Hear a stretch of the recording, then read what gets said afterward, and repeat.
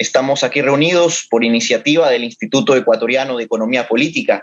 Somos un think tank, un tanque de pensamiento dedicado a la promoción de políticas públicas para un Ecuador más libre y próspero. Para este evento, donde hablaremos acerca del sistema de pensiones, casos exitosos y reformas para Ecuador, para esto contamos con el apoyo de la Asociación Escuela de Economía de la Pontificia Universidad Católica de Ecuador, el Club de Economía y Política, la Fundación Atlas Network y la Fundación Naumann Países Andinos. Antes de empezar con el evento y con la presentación de los panelistas, contaremos con unas breves palabras. Empezaremos con la economista Dora de Ampuero. Ella es presidente y fundadora del Instituto Ecuatoriano de Economía Política. Dora, buenas tardes. Buenas tardes, Carlitos, gracias. Buenas tardes con todos. Celebro, estoy encantada de que estén aquí, celebro su presencia, les doy la bienvenida a este evento virtual de primera clase por sus panelistas y por la audiencia que nos está presente. En este abordaremos un tema de amplia trascendencia para nuestro país, en especial para el futuro de los jóvenes, la sostenibilidad del sistema de pensiones y de seguridad social ecuatoriano. Es un compromiso desde hace 3 décadas para el Instituto Ecuatoriano de Economía Política, como centro de estudios dedicado al análisis de políticas y soluciones, alcanzar una sociedad abierta y próspera, liderar este tipo de iniciativas de formación de consensos en favor de cambios para un Ecuador libre y próspero. Lo hacemos ahora desde el Foro Liberal, Libertad y Prosperidad, promoviendo junto a un distinguido grupo de ecuatorianos preocupados por el porvenir de nuestro país, reformas estructurales que consideramos indispensables para la próxima década. Hoy estaremos presentando alternativas para el sistema de pensiones y de seguridad social nacional, procurando que los trabajadores ecuatorianos puedan ser propietarios de sus ahorros. Y para ellos nos complace contar con amigos expertos en la materia, compañeros de la Red Liberal de América Latina, Bettina Horst y José Ignacio Beteta.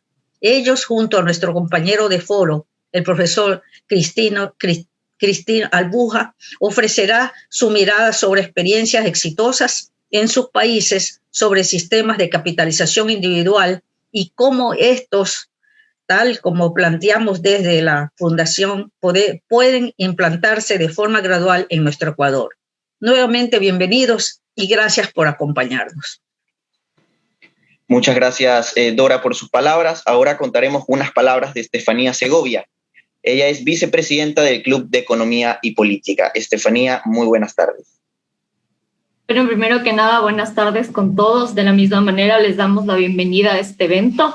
Yo quisiera decir como representante del Club de Economía y Política de la PUCE, que es un honor poder apoyar y sustentar este tipo de eventos tan importantes para los jóvenes, porque como dijo antes Dora, el tema que vamos a tratar el día de hoy es algo que nos afecta directamente a todos los jóvenes, no solo los que estamos ahorita trabajando, iniciándonos en el mundo laboral, sino a todas las generaciones que vienen. El sistema de pensiones en el Ecuador es un tema que se debe tratar y es de un tema del que se habla muy poco. También es sumamente importante que los jóvenes a través de estos espacios vayan consolidando su pensamiento y puedan abrirse a diferentes ideas y puedan debatir también diferentes ideologías acerca de la política y la economía del país y bueno, no solo del país, sino acerca de todo lo que está pasando en Latinoamérica. Así que reitero un saludo para todas estas personas que nos están viendo, que se están interesando en este tipo de temas y les agradecemos mucho por su presencia el día de hoy. Muchas gracias, Estefanía. Para empezar con este ciclo de conferencias, estará con nosotros Bettina Horst. Ella es máster en Economía con mención en Políticas Públicas de la Pontificia Universidad Católica de Chile. Actualmente es directora de Políticas Públicas de Libertad y Desarrollo y consejera del Sistema de Alta Dirección Pública. También integra el Consejo del Sistema de Empresas Públicas y es miembro de la mesa directiva de la Red Liberal de América Latina, RELIAL. Nos acompaña también José Ignacio Beteta. Él es bachiller en Humanidades con mención en Historia por la Pontificia Universidad Católica del Perú, magíster en Gestión Pública, Universidad Peruana de Ciencias Aplicadas, y máster en Gerencia Pública por la Universidad Politécnica de Cataluña. Actualmente es presidente de la Asociación de Contribuyentes del Perú y director del Instituto Peruano de Administración de Empresas. Y se encuentra también con nosotros Cristian Albuja. Él es economista por la Pontificia Universidad Católica del Ecuador, MBA en Estrategia Corporativa y Política Económica por Maastricht School of Management, candidato a PhD en la Universidad Camilo José Cela de España, y actualmente se desempeña como profesor universitario, asesor de la Comisión de Régimen Económico y asesor y miembro de varios directorios empresariales. Para iniciar, empezaremos hablando un poco acerca del sistema de pensiones chileno. Para esto le damos el micrófono a Bettina Horst. Bettina, muy buenas tardes, gracias por estar con nosotros. Bueno, muchas gracias por la invitación. La verdad que siempre es un gusto compartir con otras instituciones, con otros países de Latinoamérica, ¿no es cierto? Que muchas veces compartimos desafíos muy similares y ojalá que la experiencia nuestra pueda servir a la experiencia de otros países. La verdad, cuando hablamos de materia de pensiones, Chile siempre ha sido como, de alguna forma, el modelo a seguir para muchos de los liberales, ¿no es cierto?, que creen en la propiedad privada y que creen en el esfuerzo personal en materia de políticas públicas, que es una de las anclas también que hoy día contempla el sistema de pensiones en Chile. Dicho eso, yo creo que más que hacer una exhaustiva descripción y revisión de nuestro sistema chileno de pensiones, que lo pueden encontrar o si tienen mayor interés me pueden escribir, yo creo que es importante relevar también los aspectos políticos de cómo se van forjando estos sistemas y cuáles son los desafíos que hoy día en Chile enfrentamos después de 40 años de haber implementado un sistema de capitalización individual como el que tenemos hoy en día. Hoy día estamos precisamente en medio de una discusión en el Congreso de respecto de cómo reformar el sistema de pensiones en nuestro país, así que es un tema que está muy en la palestra también en Chile. Primero partir compartiendo con ustedes algunas imágenes, ¿no es cierto? Sabemos bien que el tema de las pensiones, el tema de la insuficiencia de las pensiones, la falta de financiamiento y los niveles de que hoy día están pagando distintos sistemas de pensión en el mundo han sido desafiados, han sido puestos en jaque, ¿no es cierto? Esto no es solamente una realidad para el caso chileno o probablemente para el caso peruano-ecuatoriano, sino que es una discusión internacional de cómo los países van a enfrentar el envejecimiento de su población y cómo los países van a poder hacerse cargo, ¿no es cierto?, de esta tremenda carga fiscal para efectos de poder pagar pensiones más altas y a un mayor número de pensionados. Acá en Chile a eso se ha sumado también un movimiento que desde hace ya casi más de una década que se instaló con fuerza, que es el No Más AFP, que aparece acá en las imágenes. ¿Qué significa AFP? Administradoras de fondos de pensiones, que son hoy día las entidades privadas que están a cargo de administrar y a cargo de invertir las inversiones, los recursos ahorrados por parte de los afiliados al sistema de pensiones, ¿no es cierto? Y la verdad que ese movimiento ha aprendido mucho y la verdad que hoy día, lamentablemente, nuestra discusión respecto de cuál es el sistema de pensiones que queremos para los próximos años, en gran parte está influido por esta ideología, estos mitos que se han instalado en la discusión política que lamentablemente nos están llevando a reformas que necesariamente nos van a alejar de un sistema de pensiones de capitalización individual como tenemos hoy día en Chile. Un poco historia que quiero revisar con ustedes. Uno, cuál es la historia de nuestro sistema de pensiones, el desprestigio de las AFP, por qué llegamos a este punto hoy en día, qué pasó que nunca más se hicieron reformas en estos 40 años desde que tenemos el sistema implementado en Chile, y también el nuevo desafío que se instaló desde el año pasado a partir de la pandemia, en el cual ya se aprobaron en el Congreso en 2 ocasiones retiros a los fondos acumulados en el sistema de pensiones, lo que sin duda agudiza la falta de ahorro previsional que se traduce en el mediano y largo plazo a peores pensiones a pagar en el futuro, ¿no es cierto? Bueno, el año 80 nosotros instalamos un sistema de capitalización individual con un fuerte impacto fiscal, pero en ese momento se absorbió ese impacto fiscal y de un día para otro toda la población, todos los afiliados y los nuevos cotizantes pasaron de un sistema antiguo de reparto que estaba desfinanciado, que enfrentábamos el problema de envejecimiento de la población, como está enfrentando el mundo en su integralidad, y se instala un sistema de ahorro individual con ahorros en cuentas personales. El 2008, es decir, 28 años después de esta reforma, se instala una reforma que complementa este sistema de ahorro personal con un pilar solidario, que es precisamente un aporte que hace el Estado hacia aquellos que por sus propios medios ya sea por lagunas previsionales, ya sea porque no cotizaron, ya sea porque trabajaban en el mundo informal, no han logrado juntar ahorros suficientes como para alcanzar un cierto nivel mínimo de condición económica para vivir en su vejez, y eso básicamente hoy día se ha venido financiando con impuestos generales de la nación. Y este pilar solidario, el año 2019, el año hace ya casi más de un año atrás, se incrementa y se aumentan los beneficios que se pagan con este pilar solidario, que es la pensión básica básicamente que se está pagando a un sector de la población, los de menores recursos, se financia con impuestos generales, manteniéndose intacto todo lo que tenía que ver con el pilar contributivo, ¿no es cierto? Pero en estos 40 años, a pesar de que la expectativa de vida ha aumentado, a pesar de que se ha mantenido la informalidad en nuestro país cercana al 30%, a pesar de la subcotización que tenemos, los parámetros estructurales del sistema no han cambiado, ¿no es cierto? El sistema político no se ha hecho cargo de que hoy día vivimos más años, trabajamos la misma cantidad de años, por lo cual con lo que ahorramos tenemos que financiar pensiones por más tiempo, y de eso el sistema político hasta la fecha no se ha hecho cargo. Hoy día, bien simple, nuestro sistema de pensiones tiene 3 pilares, que son un poco la caracterización clásica que se hace en los sistemas de pensiones en el mundo. Uno, el pilar solidario, que es financiado 100% con impuestos generales de la nación, y que hoy día está focalizado en el 60% de menores ingresos. Este pilar solidario que entrega una pensión básica que hoy día, llevado a dólares del día de hoy aproximadamente, son $230 al mes.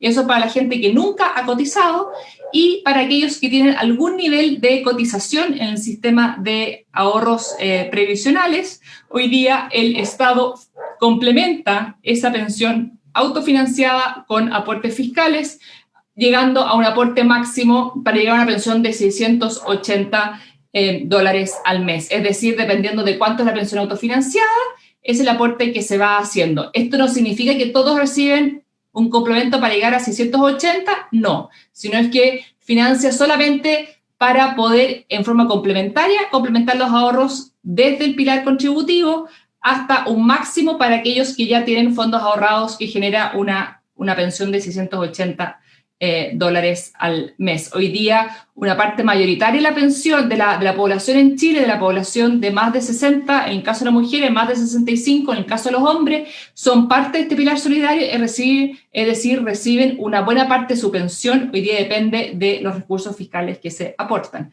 En segundo lugar, tenemos el pilar contributivo, que desde el año 80, con una tasa de cotización del 10%, que es la parte que hablamos de pensión autofinanciada, y después un pilar voluntario que hoy día cubre básicamente el 10% de los afiliados totales al sistema de pensiones, ¿no es cierto? ¿Qué problema tenemos? Que, como vemos, efectivamente, Chile tiene de las tasas de cotización obligatoria más bajas de la OECD y más bajas de países similares en la región, destacando con un 12,4% si le incorporamos otro seguro, que se compara sin duda con tasas como, por ejemplo, Holanda, que es un 37% casi, u otros países que tienen tasas muy por arriba, como por ejemplo Suecia, que llega a ser casi un 23%. Entonces, cuando hablamos también de comparar las pensiones que pagan los distintos sistemas, también hay que reconocer y hay que diferenciar entre aquellos sistemas que tienen una tasa de cotización más alta o más baja. Un problema importante que tenemos en Chile, que no solamente es un problema para un sistema de capitalización, también lo sería para un problema para otros sistemas de pensiones, es que en general la gente cotiza poco, ¿no es cierto? Hoy día de nuestros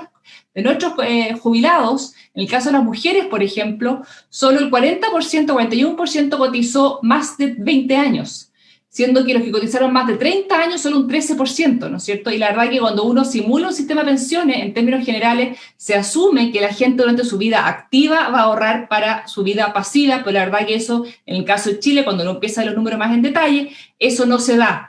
Por lo cual, gran parte del problema del sistema de pensiones nuestro día en Chile es que la gente, en general, cotiza pocos años durante su vida activa, lo que sin duda se refleja en una menor tasa, finalmente menores ahorros y una menor tasa de reemplazo. Y, por ejemplo, acá vemos, si comparamos la tasa de reemplazo, es decir, la pensión que hoy día reciben en relación a la renta promedio de los afiliados del sistema o en relación al ingreso laboral promedio de todos los ocupados, que también incorporan las informales, vemos que recién cuando una persona cotiza sobre 30 años en el sistema llega a tasas similares al 55 o al 74%, dependiendo de con quién nos estamos comparando. Entonces, acá hay un tema clave cuando se evalúan los sistemas de pensiones, es entender, primero que nada, definir qué entendemos por pensiones, cuántos son los años de cotización para poder hablar que efectivamente la gente construyó una pensión.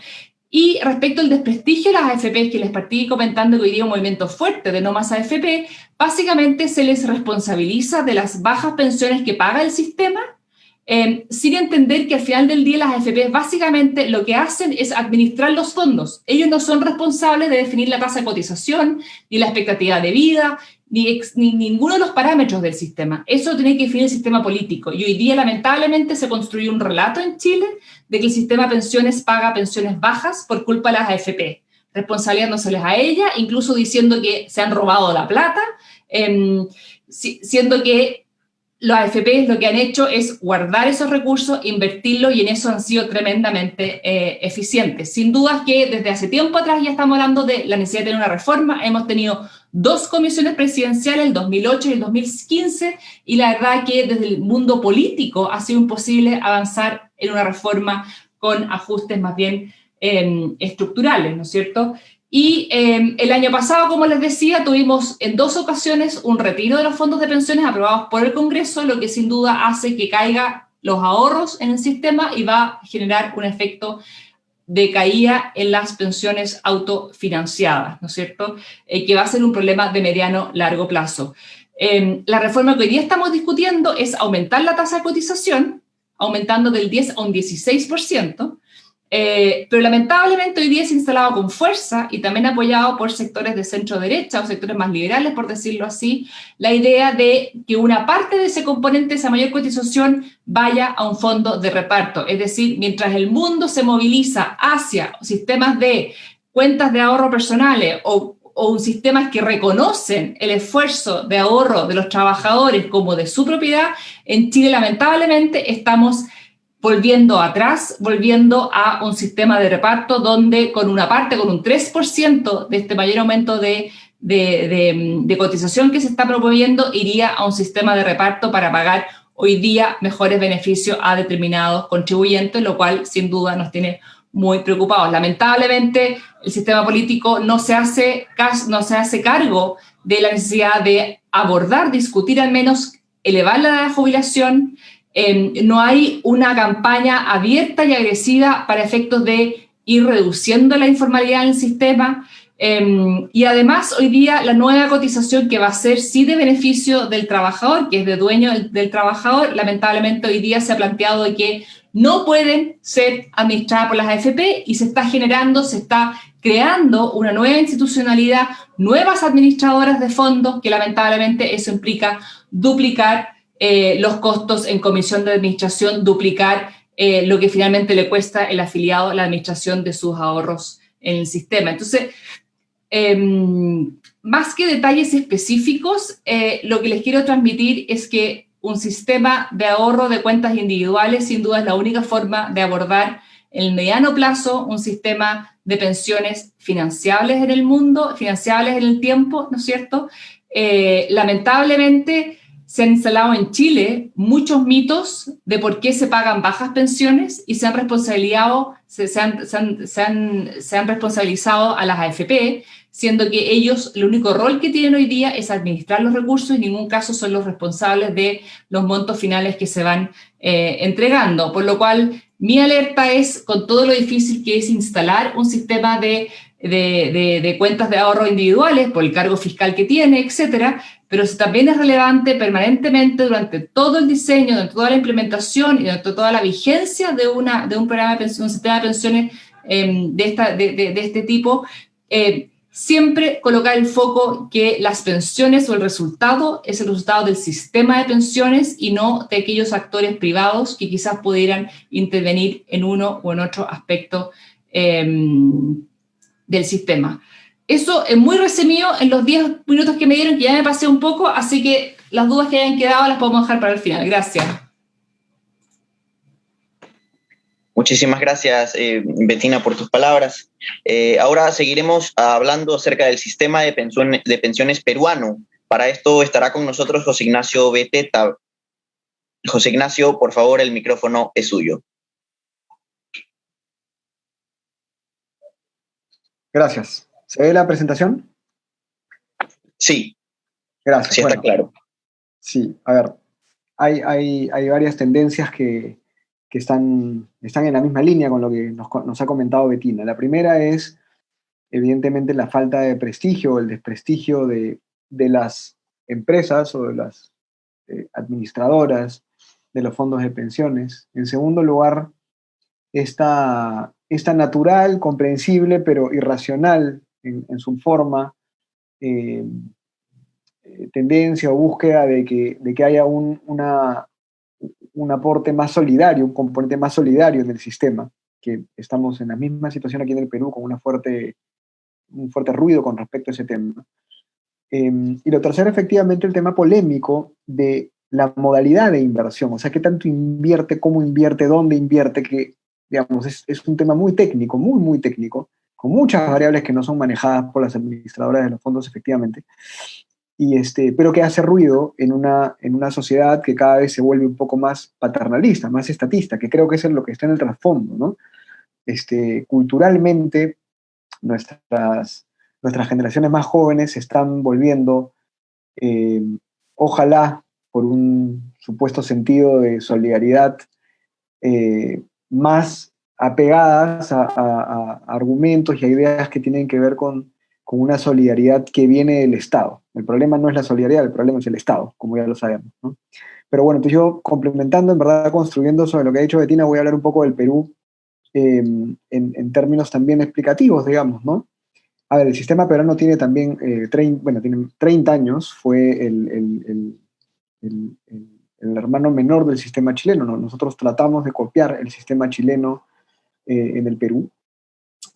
A partir del año 92, 93 empezaron a hacer los primeros aportes, digamos, a un sistema privado de pensiones los peruanos.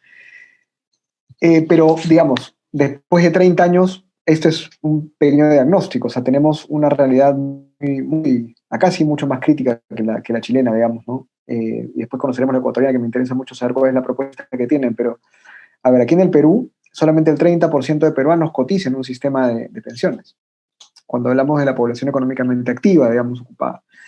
De ese 41, de ese 100% de ese 100% que cotiza, ojo, acá hay un error en el verbo, digamos, hay un 40% que no aporta. O sea, está inscrito en el sistema, pero no está aportando, ¿no? En números, estamos hablando de, hay 7.5 millones de afiliados, pero en verdad 4.5 realmente son los que están aportando cotidianamente al sistema, ¿no? Y claro, cuando uno ve esta cifra, evidentemente se está quedando fuera la mayor parte del país, y eso se ve en los números también que pone el Estado. El Estado invierte al año $700 millones, son más o menos 2.800, 2.700 millones de soles para cubrir esa brecha en programas de pensiones o en el fondo de pensiones estatal. Y claro, si uno ve la línea ya hacia adelante, en términos de tasas de natalidad, hacia el año 2040, 4 de cada 10 peruanos van a ser adultos mayores. Y yo les he comentado esto algunas veces a ustedes, ¿no? El Perú es un país en el cual 1 de cada 10 paga impuesto a la renta. 700 empresas, solamente 700 empresas pagan el 60% del IGB, del IVA. Entonces, con esos números, no solamente en pensiones, sino en contribuyentes, estás hablando de un sistema insostenible, ¿no? Es insostenible a todas luces. Entonces, había que reformarlo, ¿no? Definitivamente había que reformarlo, había que reconstruirlo un poco, adaptarlo a la realidad. No era un sistema adaptado a la realidad. En los 90 el Perú creció, sobre todo en el ámbito formal, pero fue un ámbito formal muy pequeño. Entonces, el crecimiento del ámbito formal peruano fue muy bueno, y eso elevó el PBI, o sea, nos llevó arriba. Es más, elevó el PBI per cápita, pero claro, es burbuja, es falso, porque el 75% de la población gana menos de $150 al mes.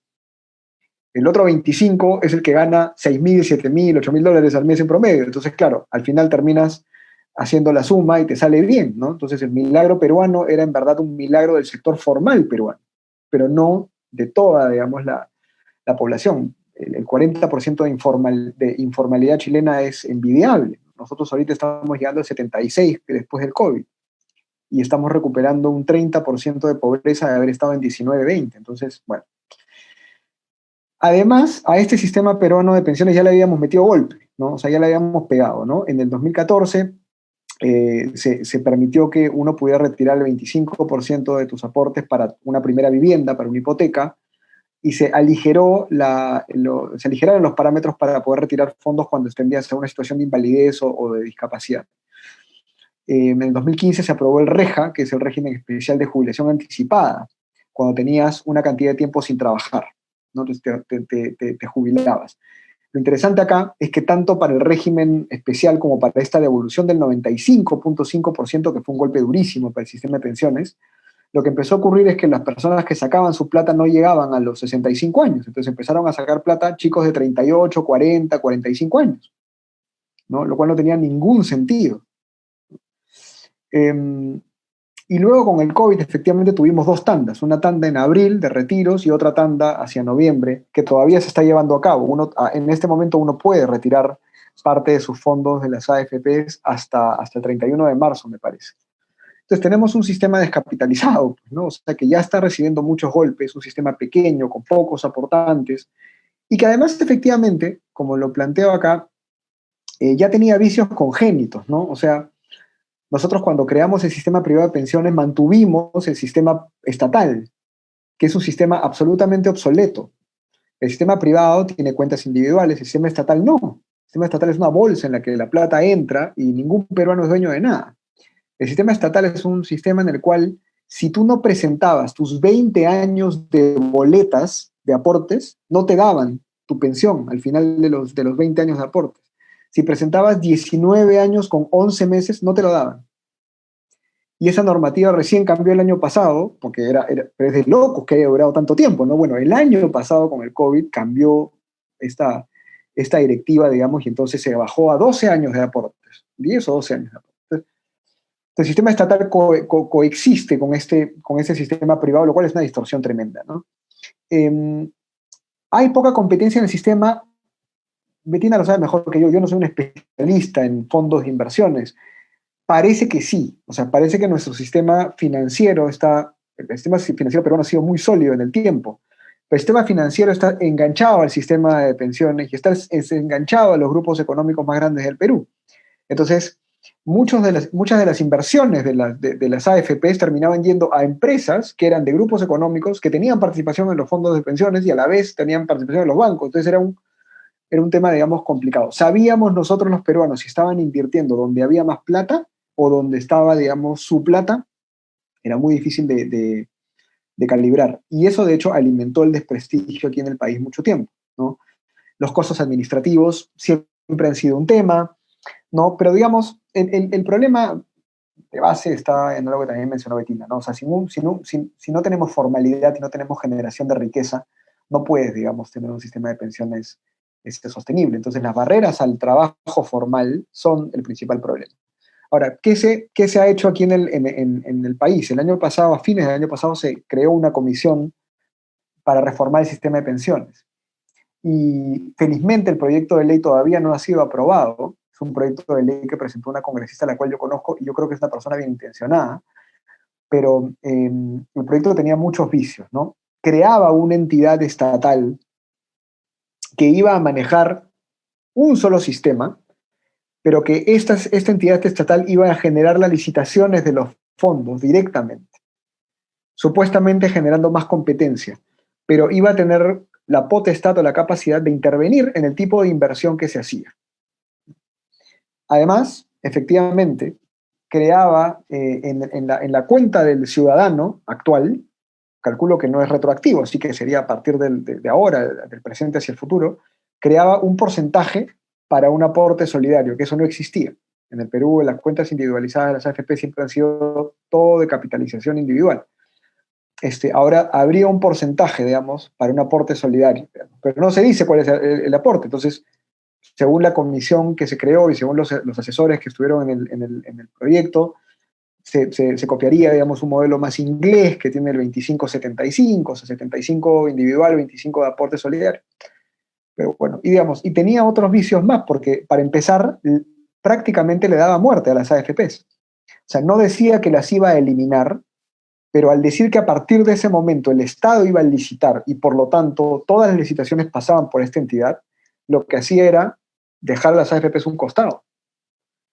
Entonces, y estoy resumiendo, digamos, los vicios de este proyecto de ley, pero claro, esto, como les digo, que está en debate en este momento y les puedo mandar más información detallada, hemos analizado el tema con más cuidado, dada la campaña electoral y dada, digamos, la coyuntura política que se puso bien fea por acá, por estos lares, ya se quedó un poco en la comisión. Se aprobó en la Comisión de Economía, pero no ha pasado al Pleno. Entonces yo creo que esto es lo que está pasando en el Perú, como les digo, ¿no? Hay todavía la coexistencia de dos sistemas, hay un sistema muy pequeño, poco sólido, con poca competencia, con un desprestigio que se ha ganado, digamos, por una brecha en la información o una opacidad en la generación de información, que creo que siempre ha sido un problema. La inversión no ha sido el problema del desprestigio. Aquí, en general, la opinión pública sabe que la rentabilidad de las AFPs es buena, y de hecho anualmente en promedio es 11%, lo cual no te lo da ni el mejor banco ni el mejor fondo, digamos, así de fácil, ¿no? Entonces, por ahí no ha ido las balas han ido más bien por este tema de la poca competencia, de la concentración en grupos económicos y por la falta de información. Y ahora último, con esta especie de empuje, ¿no? De que el Estado sea quien controla el sistema, lo cual sería peligrosísimo, ¿no? Muchísimas gracias, José. Antes de continuar con esta próxima y última charla, quiero nada más recordarles a todos quienes nos están viendo que al finalizar tendremos un espacio para preguntas y respuestas. Es por eso que quiero invitarlos que si tienen preguntas, si tienen inquietudes, por favor déjenlas para nosotros para que podamos preguntarle a los panelistas al finalizar. Ahora está con nosotros Cristian Albuja. Cristian, el espacio es suyo.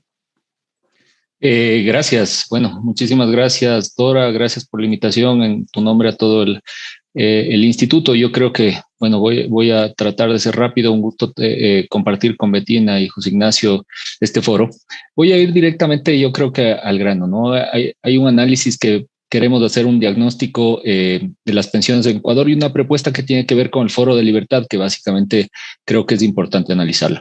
Que vamos a ver rápidamente el día de hoy, una propuesta del foro y cómo se anexa al tema de las pensiones, la arquitectura monetaria y va a ser importante entenderla con esta posibilidad que había de una reforma del COMIF, un sistema de pensiones en el Ecuador, un análisis rápido y unas propuestas.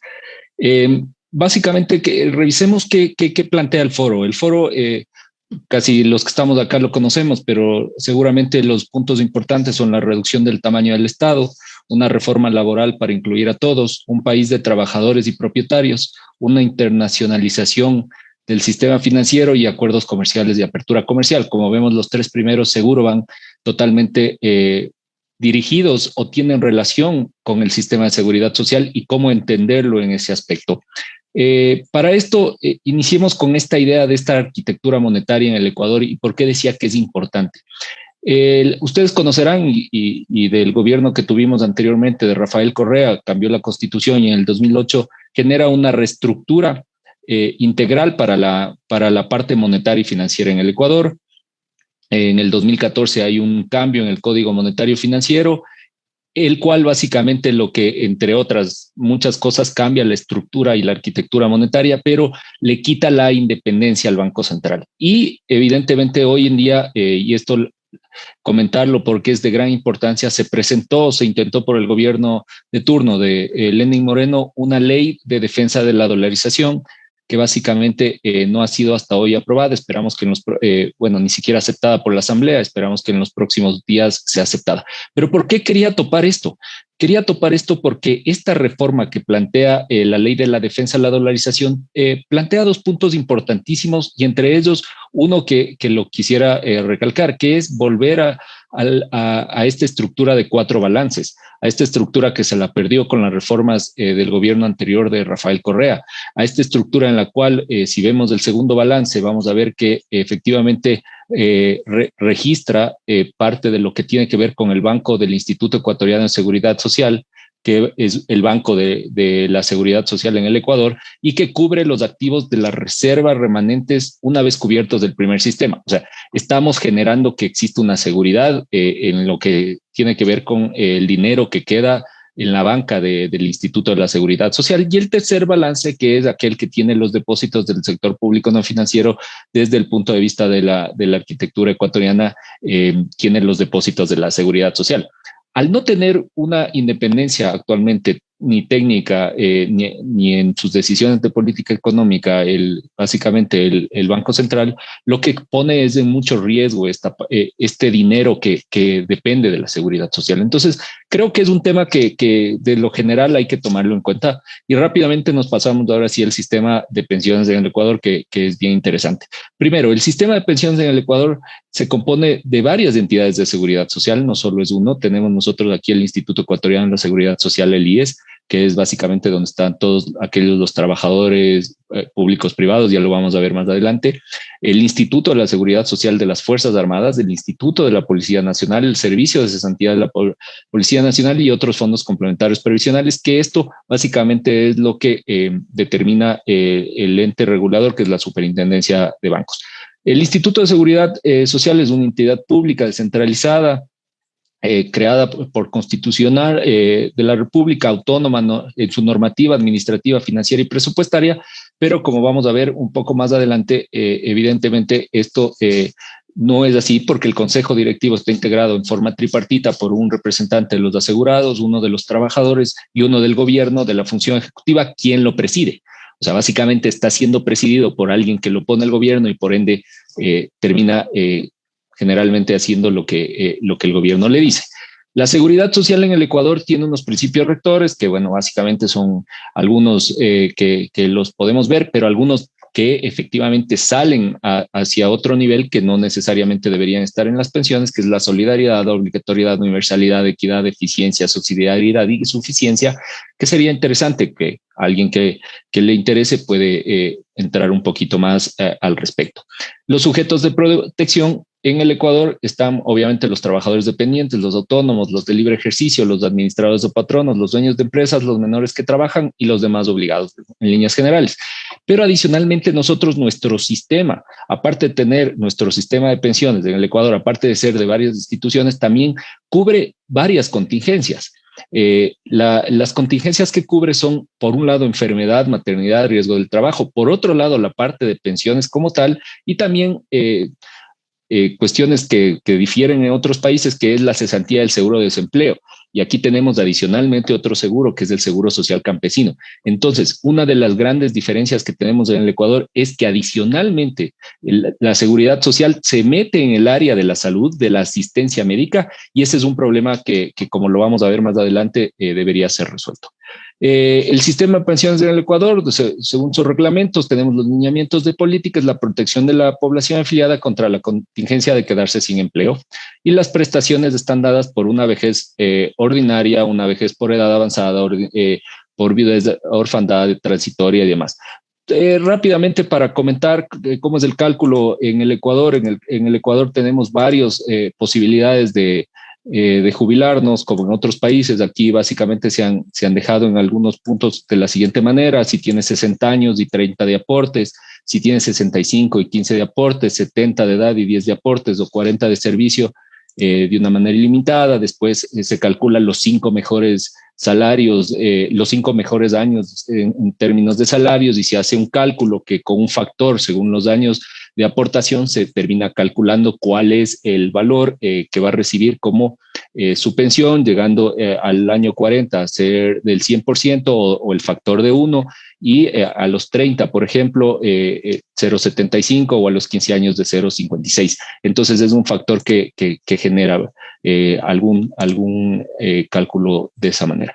En este sentido, para continuar, tenemos ya entrando un poco en la situación, cómo está las pensiones del Ecuador, que es una situación muy, muy compleja. Aquí tenemos las deudas del Estado al IES, que básicamente ascienden a 16,000 millones de dólares, entre los temas de salud y este famoso 40% que está aportando el IES, que también ya lo vamos a comentar rápidamente más adelante, que no debería ser así, porque se están haciendo cargo de un tema que es impresionante. Tenemos unos escenarios del fondo de pensiones en los cuales nosotros podemos ver claramente que si es que en el primer gráfico de la izquierda hasta dónde mantendríamos partiendo de que podríamos llegar al 2058 con un déficit de menos 5,000 millones de dólares con este 40% del Estado, pero si el Estado deja de aportar, básicamente el escenario según el último informe actuarial pues se genera súper complejo. Vamos rápidamente entonces a los puntos de reflexión y a los puntos del análisis, ¿no es cierto? En el Ecuador, la OIT ha proyectado que básicamente el país va a estar en problemas, más aún cuando con la pandemia lo que vamos a hacer es que tenemos primero que podríamos cubrir hasta el 2037 o 2040 efectivamente si es que se mantiene esta relación, o sea, es que nuestro sistema tiene muy corta vida, que si se mantiene, si se quitaría el aporte del Estado, que no tiene básicamente los recursos del Estado para aportar, esto se contraería unos 10 años aún al 2030. Entonces aquí vemos que hay un problema de una presión fiscal muy alta, o sea, el sistema de seguridad social en el Ecuador depende del fisco. Tenemos un mercado laboral que es bastante contraído, más o menos 8 millones es nuestra población económicamente activa, de la cual el 30% se supone que tiene pleno empleo, y de ese 30% estamos hablando que más o menos 3 millones de personas están afiliadas, y de esas 3 millones de personas del total, solo en este año 270,000 nuevos desvinculaciones del IES. O sea, el sistema en el Ecuador es bastante complejo. El sistema está protegiendo de alguna manera a una minoría totalmente, que somos los que tenemos esta suerte de trabajar. Tenemos un déficit constante en la seguridad social. Definitivamente no. Nosotros estamos hablando que cada año básicamente la salida de afiliados lo que está generando es que si los ingresos llegan a 325 millones de dólares, lo que estamos pasando es gastando 512 millones de dólares, o sea, un déficit constante que es insostenible y eso lo que está generando, como ya le he dicho, es una dependencia total del Estado. Entonces, ¿a dónde tenemos que ir con las reformas? Las reformas tenemos que ir, como bien lo decíamos en la propuesta del foro, es a una reducción del Estado. El Estado debe dejar de gastar y dedicarse a gastar lo que necesita gastar. Eso quiere decir que centrarse en lo que podría ser educación, salud y seguridad del estatal, las leyes y demás, y no estar preocupándose, en este caso, de beneficiar el tema de la seguridad social y buscando satisfacer o regular las pensiones. Una reforma laboral que es urgente, en la cual nos permita laborar, entrar y salir del mercado laboral mucho más rápido. Tenemos un salario mínimo vital de $400, que seguro en Chile y en Perú les parecerá que es alto, como a nosotros nos parece, porque ese está generando que haya mucha exclusión del mercado. Se requiere una reforma de la seguridad social. Obviamente no podemos mantener una reforma, un seguro social como está, partir a un mixto con una capitalización individual y que el usuario pueda iniciar por optar por esta o directa. ¿Por qué digo que un mixto inicialmente? Porque sería casi imposible políticamente con la situación hasta donde estamos. Ojalá pueda cambiar en las próximas semanas, podría mejorar, y generar que el aporte de los empleadores, donde, como les decía, los empleadores también aportan a un sistema de salud dentro de la seguridad social, no lo pongan ante la seguridad social, sino que vaya directamente entre los prestadores de servicios de salud, que mucho mejor si son estos los privados los que deberían hacerse cargo. Finalmente, bueno, algunos retos para el Ecuador. Obviamente salir de la pandemia es un reto importantísimo. Hay que vacunar lo antes posible, aprender de Chile, no solo, como decíamos, en el sistema de pensiones, sino también en un sistema como el de las vacunas, que les está yendo excelente con una muy buena planificación. Mantener la dolarización es indispensable en el Ecuador, sobre la base de que entender que cuando estamos dolarizados tenemos que desregular todos los demás mercados para que se pueda mantener un sistema de empleo y salarios totalmente distinto, en el cual podamos abrir la posibilidad de que yo pueda contratar por horas, tenga facilidad de contratar a más gente, de emprender, de entrar al mercado, de salir. Pensar en la sostenibilidad del sistema de seguridad social, el cual actualmente no tiene muchos años. Eso quiere decir que necesitamos una reforma urgente, y la reforma va a estar dada en dar pasos hacia sistemas más de capitalización individual, en donde tengamos un sistema muy fuerte de no contributivo, que ya se lo ha planteado en algún momento y que efectivamente en el Ecuador inclusive se tiene muchos bonos a las personas que nunca han cotizado, pero que se fortalezca, centrarnos en la educación y la salud y lograr salir del problema de decrecimiento económico que tenemos. Por el tiempo, me pasé un poquito también, pero es más o menos, esta es la idea de cómo está Ecuador. Seguramente, si es que tenemos alguna duda, alguna pregunta, podemos responderla a continuación. Muchísimas gracias, Cristian, por su intervención. Ahora sí, vamos a abrir el espacio del foro de preguntas y respuestas. Esto estará moderado por Estefanía Segovia.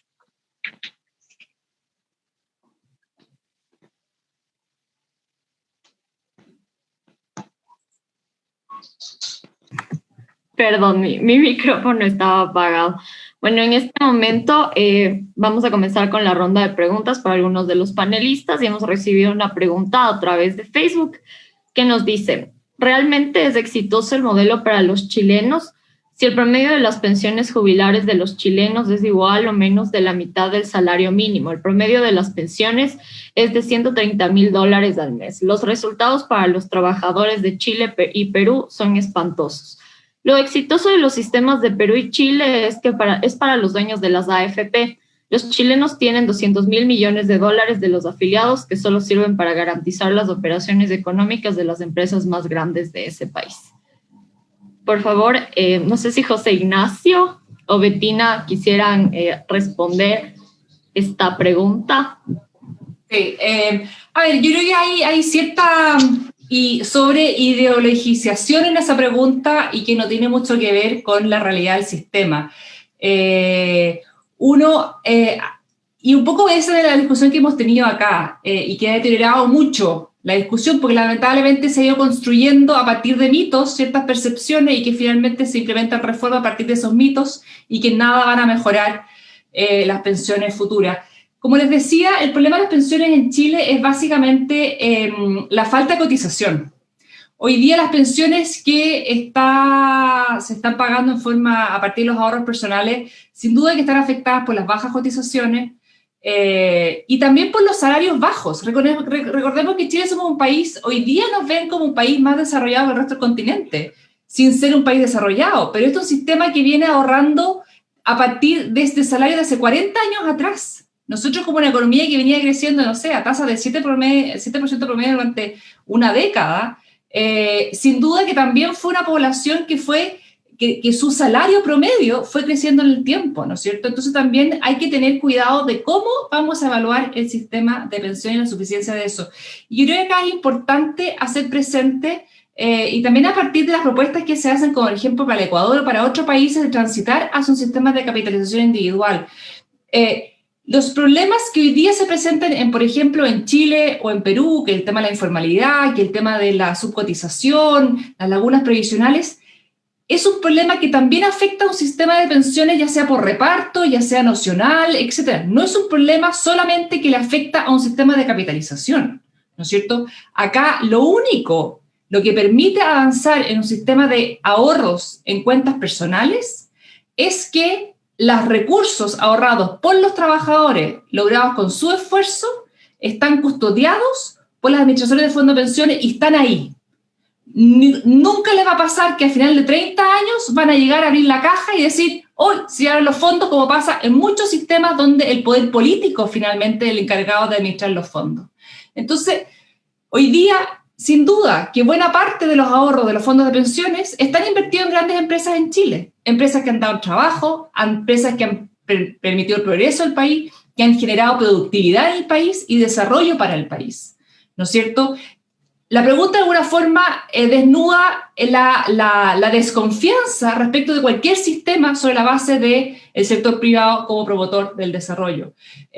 Sin duda que siempre cuando hablamos de la industria de las AFP, por ejemplo, siempre hay espacio para hacer mejoras en una mayor competencia, en una mayor competitividad, etc. Pero la verdad que hoy día el sistema de AFP, la industria de las AFP, es tremendamente competitiva. Los costos de administración de los fondos están en el promedio de los costos de la administración de los fondos en los países de la OECD. Entonces, acá, cuando a veces se dice que acá lo que ha permitido es que las AFP o que las empresas se hagan dueños o se apropien de los fondos de los trabajadores, eso es falso. Acá lo que se ha hecho es hoy en día las pensiones que se están pagando, el 70% de las pensiones autofinanciadas vienen de rentabilidades generadas por las inversiones hechas por las AFP, no es por el aporte que se hizo durante el trabajo. Entonces, esa es la única forma de poder aumentar las pensiones con la tasa de cotización que se tiene. Sin duda que hay un desafío futuro, a partir de la caída de las tasas de rentabilidad, probablemente no vamos a tener las rentabilidades que hemos tenido en el pasado, ¿no es cierto? Pero yo creo que acá hay que entender que el sistema de capitalización, si bien ayuda, uno, a que los políticos no se gasten los recursos de los trabajadores, sino es que también permiten entregarle al país una tasa de ahorro interno con cual puede progresar e invertir en proyectos rentables dentro de su economía. Muchísimas gracias por tu respuesta, Bettina. A continuación tengo una pregunta para los tres panelistas. Y esta pregunta es, ¿cuál es la normativa jurídica que debería implementarse en cada uno de sus países para que se dé una reforma de pensiones que garantice el cuidado de los afiliados? A ver, si quieren, empiezo yo. Yo lo resumiría en 5 cosas en verdad en el Perú. Lo primero es, acá sí se puede ampliar de una manera más concreta, más rápida, la competencia en el mercado, vamos a llamarlo así. El Perú tiene todavía mucho por crecer en el ámbito de las microfinanzas. Entonces hay que generar productos previsionales, digamos, más flexibles, ¿no? Pero esas reglas de juego las pone el Estado, no las ponen las AFP. Entonces, la Superintendencia de Banca y Seguros en el Perú siempre ha sido muy cuidadosa del sistema financiero, como les comentaba, pero ese cuidado ha sido demasiado ya pulcro, ¿no? Entonces tenemos un sistema financiero muy pulcro, pero pues, intocable, pero que trabaja para muy poca gente. Entonces ahí hay una gran cosa que hacer. Lo segundo es, sí, efectivamente se pueden, acá en el Perú por lo menos sí se pueden reducir todavía costos de administración, ya se ha hecho, ya se hicieron varios ajustes. De hecho, las AFP funcionan con un solo sistema administrativo de recaudación, pero yo creo que ahí puede haber todavía un espacio para mejora. Lo tercero es la modalidad de riesgo compartido, ¿ya? Que es sensible, es un tema sensible, pero se está planteando aquí, digamos, es que la participación en las inversiones sea corresponsable, digamos, ¿no? Entonces, que de alguna forma la AFP también, ¿no? No vamos a llamarlo pierda, digamos, pero que sea solidario en la inversión con el aportante, ¿no? Porque efectivamente cuando el aportante pierde, la AFP igual gana, ¿no? Entonces, pero eso como les decía, hay un tema ahí sensible, pero se está planteando como posibilidad. El cuarto tema es la cantidad de aportantes, ¿no? Efectivamente, aquí en el Perú lo que falta es formalidad y falta eliminar barreras a la formalidad en el trabajo. Y definitivamente la bolsa de aportantes es muy pequeña, entonces el Estado va a tener que hacer muchas reformas en términos laborales. Y el aporte solidario, sí, yo creo que es un mecanismo. Si tú tienes un sector formal pujante que crece, que lamentablemente no es el caso, y luego tienes una cantidad de aportantes que son estables en el tiempo, ¿no es cierto? Y que se mantienen, que ahora, como les he mostrado, les han hecho forados al sistema, entonces hay que eliminar alguno de esos forados. Más trabajo formal. Bajo esa perspectiva, efectivamente, sí creo que el sistema podría tener un porcentaje de la cuenta que vaya a un aporte solidario, que es algo que ocurre en otros países también. Eso. Si me permiten, y antes de dar la palabra a Bettina, a mí me gustaría comentar lo que yo sugeriría en Ecuador. En Ecuador es muy complicado, pero sí habría un camino. Primero que nada, sacar al Estado de la administración de la seguridad social. Y esta administración lo que genera es que básicamente no esté en el directorio y que el directorio pueda ser básicamente manejado por los afiliados. Es fundamental el tema. Segundo, es que se separe el servicio de salud de la seguridad social y la aportación que se tiene básicamente el tema de parte de la atención médica se pueda pasar ese mismo aporte seguramente a instituciones privadas y que puedan, que sean los usuarios los que escojan dónde irse a atender. Tercero, es una reforma laboral urgente que necesitamos flexibilizar los temas laborales para que este 30% de pleno empleo que es las personas que tienen básicamente la capacidad de acceder a la seguridad social se duplique por lo menos. Es importantísimo que se dé esa reforma con una flexibilización de ingreso en el mercado laboral de los actores. Un siguiente que tendría que ver que el afiliado escoja en qué sistema quiere estar. Si quiere estar en un sistema como el actual o quiere entrar a un sistema de capitalización individual o algún otro tipo de alternativa, que no sea obligatorio estar en uno y seguramente porque es el peor o el más malo nos tienen obligados a estar ahí. Creería yo que es fundamental. Y finalmente un sistema no contributivo que hay que potenciarlo. Obviamente no podemos dejar de lado a las familias de menor recursos o a las familias que no pueden acceder al sistema laboral. Hay que tener un sistema no contributivo, pero para la tranquilidad del resto de la población, el tener un sistema no contributivo, cuando el resto tengamos algo en lo que podamos escoger, estemos satisfechos, podamos atendernos en un sistema de salud de nuestra conveniencia, seguramente no nos estorbará aportar algo más para que ese sistema no contributivo se fortalezca de la misma manera. Sí, no, solo complementar, a ver, en Chile efectivamente por los 40 años que lleva el sistema, pero en los últimos 20 las comisiones han bajado en forma importante, sobre todo por modificación de las regulaciones. Sí, por lo menos en el caso de Chile, la industria de las AFP es una industria tremendamente regulada desde la Superintendencia de Pensiones. Regulación que también se debe a que es un tema muy complejo. Nosotros no podemos arriesgar a dejar en manos de gente poco seria la administración de estos fondos, que son cuantiosos recursos. En Chile llega casi el 80% del Producto Interno Bruto. Entonces, es muy importante que haya una buena regulación. Pero ahí también muchas veces caemos en la sobreregulación y las exigencias que se le ponen al administrar el fondo de pensiones. Por ejemplo, hoy día se le exige que el 1% de los fondos que administran tienen que ser aportados por los dueños de las AFP para administración paralela, que es lo que llamamos el encaje. Eso es muchísima plata, eso ya genera un freno a la entrada a la industria. Hoy día se está discutiendo poder bajarla. Por ejemplo, hoy día también lo que se está discutiendo y que permitiría avanzar en una reducción en las comisiones es permitir a los afiliados con mayor años de permanencia, por ejemplo, rebajas, etc. O sea, siempre hay espacios para ir reduciendo las comisiones, pero por lo menos en el caso chileno, hoy día es una industria que ha avanzado, es una industria competitiva y es una industria tremendamente regulada. Y muchas de las posibilidades de bajar las comisiones precisamente se deben a regulaciones que hoy día están establecidas y que son muy antiguas, que probablemente en un momento cuando inició el sistema eran razonables, porque había que generar las confianzas, había que construir historia, pero que hoy día probablemente se pueden ir relajando. Así que siempre hay espacios de mejora, pero no entendamos que por eso el sistema de ahorros en cuentas personales es inferior a otro sistema administrado por el Estado, porque en el caso del Estado nadie sabe cuánto realmente cuesta esa administración, porque finalmente se va a un saco roto que sabemos que es buena parte de la administración del fisco. Muchísimas gracias por sus respuestas. Ahora tengo una pregunta dirigida para Cristian, y esta es: ¿qué medidas se deberían implementar para que cada empleado decida de manera libre y voluntaria el destino de sus ahorros en Ecuador?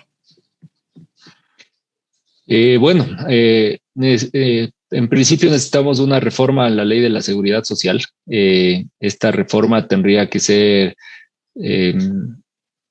generada por el Ejecutivo o por el Legislativo o por pedido de la población, pero necesitaríamos pasar definitivamente por la Asamblea Nacional. Ahí es donde se ha trabado varias veces ya las reformas. Ha habido algunos intentos, como digo, de iniciativa legislativa y de iniciativa ejecutiva.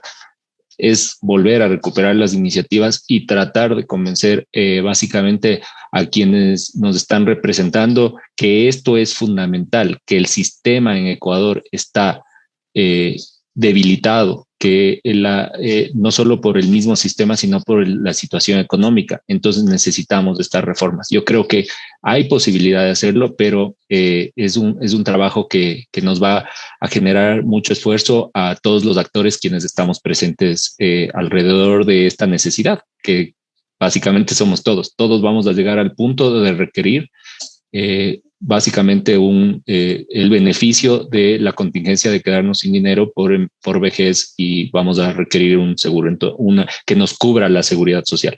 Entonces yo creo que es momento de pensarlo y momento de trabajarlo y de convencer a nuestros representantes que acepten estas reformas como válidas, ya comprobadas en otros países, como lo hemos visto claramente. Muchísimas gracias, Cristian. Bueno, tenemos 2 preguntas más sobre el sistema aquí en Ecuador. La primera es, ¿cómo evitar que el Seguro Social se siga convirtiendo en prestamista del gobernante de turno? Bueno, esta es la pregunta de siempre, ¿no? La autonomía. Tenemos que sacarle que el directorio no puede estar administrado y no pueda estar presidido por los miembros del Ejecutivo.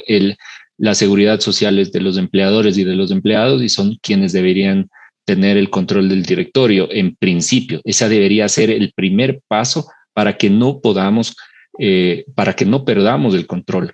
Ya vimos cuánto le debe el Estado a la seguridad social, y eso significa que el Estado también ha abusado de recursos que no tenía. Entonces es un doble problema. Hay que definitivamente sacarlo, y eso depende ya netamente o de la responsabilidad del gobernante de turno o de la reforma, como yo decía. Entonces es urgente. Ojalá lo logremos en los próximos años de manera inmediata. Muchísimas gracias, Cristian. La siguiente pregunta es acerca de si la situación de quiebre del sistema de seguro social, siendo el pronóstico alrededor de 2030-2040, se podría haber acelerado por la situación de desempleo de los jóvenes, dado los vicios que mantiene el sistema. Totalmente la estructura laboral en el Ecuador profundiza la problemática de la seguridad social. La estructura de la pandemia o lo generado o causado por esta gran externalidad no controlada de la pandemia, que nos generó un año de contracción en nuestro crecimiento, en nuestro empleo y en nuestros resultados de gestión económica, están siendo desfavorables para la seguridad social. Por eso es urgente que las autoridades, que el gobierno y que todos quienes estamos alrededor de la política pública tomemos las decisiones fundamentales para, como decía, los pasos. Primero, flexibilizar el mercado laboral. Necesitamos que la gente pueda, estando con un sistema de seguridad social al lado, pero pueda negociar con su empleador un salario. Si no tengo empleo y necesito entrar a trabajar y no puedo cumplir porque el empleador no puede darse el gusto de cubrir un salario muy alto, pues que me permitan negociar hasta que se recupere la economía. Por otro lado, la reforma a la seguridad social, la salida del Estado es inminente. Entonces, sí, la pregunta, el empleo, la pandemia, los jóvenes fuera del sistema nos van a poner en peor situación. Hay que tratar de lo antes posible solucionar estos pequeños problemas, porque el problema más grande, que es un sistema de seguridad social quebrado, puede acercarse en los próximos años y tenemos que regularizar. Ojo, que tal vez, y nos va a tocar a todos quienes estamos siendo parte de la seguridad social, también pagar más por las afiliaciones, porque es la otra manera también de, obviamente, mantenerlo vivo al sistema. Pero no quisiéramos pagar en un sistema como el actual. Podríamos pagar en un sistema mejorado, con nuevas perspectivas, con la libertad de escoger un sistema de capitalización privado, no dejando de pensar en un contributivo o un no contributivo. En fin, sí hay fórmula de proteger a los que menos tienen, hay fórmula de pensar que los que más tienen paguen más, pero pensando en que tengamos la posibilidad de escoger lo que el país quiere y una flexibilización laboral, y que el Estado no se vuelva, obviamente, la caja chica, la plata de la seguridad social para resolver sus problemas fiscales. Muchísimas gracias por tu respuesta, Cristian. Bueno, quisiera agradecerles a Bettina, a José Ignacio y a Cristian por todas las respuestas que nos han dado, y en este momento le vamos a dar paso a Carlos Cobo para que dé el cierre de este evento. Bueno, muchísimas gracias a ti por haber moderado este espacio. Quiero agradecerles a todos quienes han estado siguiendo esta transmisión, agradecer también a nuestros distinguidos panelistas, Bettina Horst, José Ignacio Beteta y Cristian Albuja. Esperamos seguir haciendo más eventos como este para hablar de la importancia de por qué debemos cambiar el sistema de seguridad social actual que tenemos en el Ecuador. Quiero agradecerte, Estefanía, también a ti. Ella es del Club de Economía y Política. Agradecerle a nuestra presidenta y fundadora, Dora de Ampuero, a todo el staff del Instituto Ecuatoriano de Economía Política y nuestros aliados que han hecho esto posible. Con esto damos por terminado este evento, pero esperamos seguir conversando con todos ustedes. Muy buenas noches.